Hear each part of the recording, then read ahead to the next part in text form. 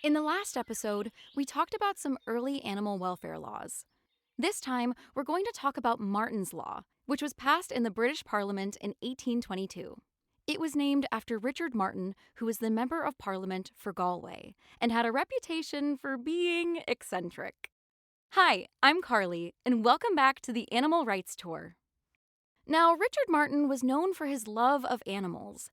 King George IV gave him the nickname, now brace yourself for this, Humanity Dick. And he was also called the Wilberforce of animals. That was after William Wilberforce, who 20 years earlier had led campaigns for the abolition of the slave trade in England.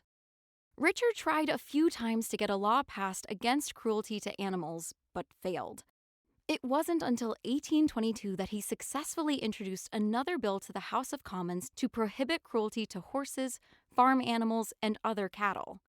It was given the royal assent by King George IV on the 22nd of July, 1822. The title was An Act to Prevent the Cruel and Improper Treatment of Cattle. It made it a criminal offense to wantonly and cruelly beat, abuse, or ill-treat any horse, mare, gelding, mule, ass, ox, cow, heifer, steer, sheep, or other cattle. And conviction could result in a fine. Richard Martin didn't stop there.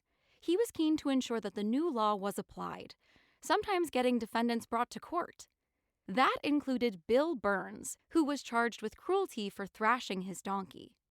Richard brought the donkey into court to show its injuries, and Burns was convicted and fined. We know about this case because there was a famous cartoon about it, with Richard standing in court with the donkey. It was a very general law, prohibiting cruelty towards a broad group of animals, and in any situation. But it didn't prohibit cruelty as such. It prohibited beating, abuse, or ill treatment only if it was wanton or cruel.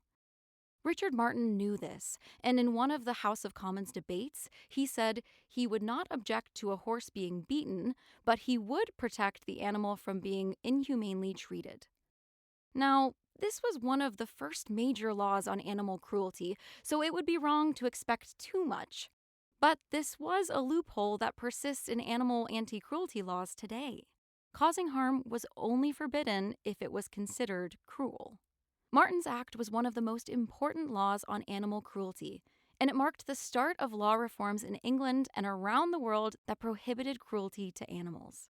We'll look at some of those next time on the Animal Rights Tour.